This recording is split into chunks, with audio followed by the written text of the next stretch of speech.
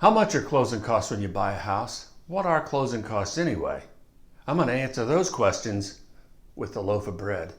And that video is coming right up. I love bread.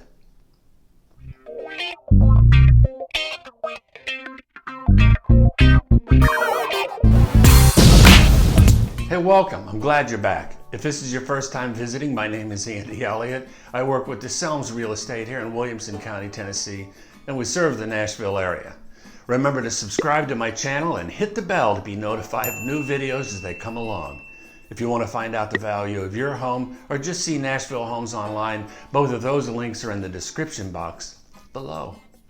One of the most confusing concepts and one of the most common questions I get is, what are closing costs and how much are they? For those of you who just want a number so you can move on, a good rule of thumb is 3% of the purchase price in closing costs for a house up to $300,000. But please bear in mind, each transaction is different, meaning closing costs can vary from deal to deal and state to state. This video is based on a home purchase in that $200,000 to $300,000 range, and the rest of the video is going to clear up how all this stuff works. First things first, closing costs are separate and apart from a down payment for a loan.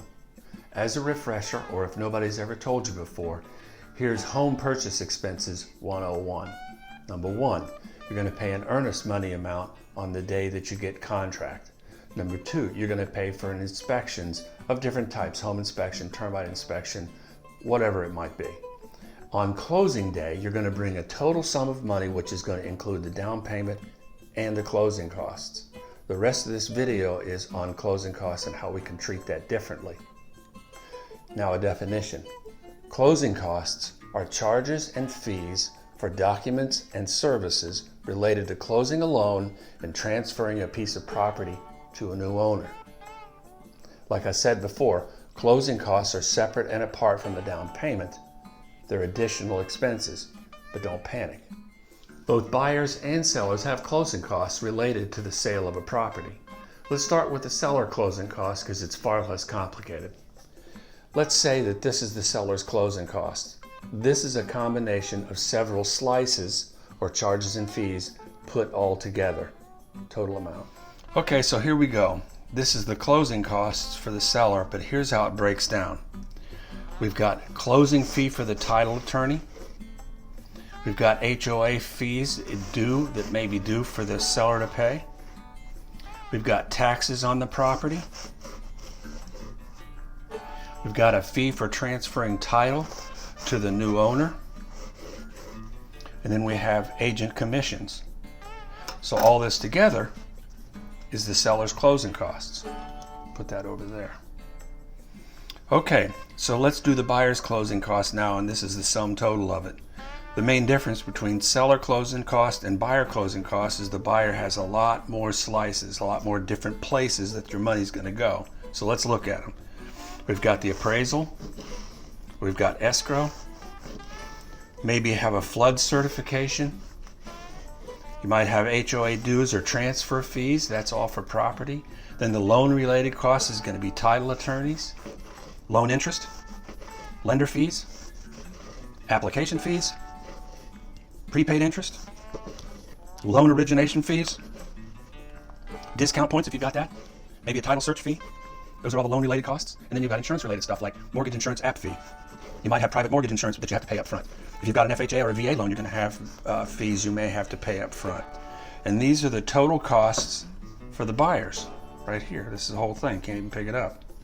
But here's the cool thing about buyer's closing costs. You may be able to negotiate with the seller that he pays title insurance. Let's say that he does that. You can put that on his plate. Or maybe you can negotiate with the seller that he'll pay half your closing costs. Put that on his plate. Then you're left with this amount. That's one option. Here's another option. You may be able to negotiate with your lender or have him help you with those closing costs. You may be able to roll it into the loan, or maybe he can bump your rate just a little bit and cover those closing costs for you, taking those closing costs off your plate completely. leaving you with crumbs. That's how closing costs works. So here's the wrap up. Hopefully now you can see closing costs for what they are. It's not a large chunk of money that needs to be managed. Rather, it's a long list of smaller fees and charges that can be negotiated away, handed off to your lender, or you can pay them yourself, whatever works best in your situation. I hope you've enjoyed this video as much as I did making it. Remember to subscribe to my channel and hit the bell to be notified of new videos as they come along. Leave a comment and give me a like, will you? Talk to you soon. I'm gonna go make a sandwich.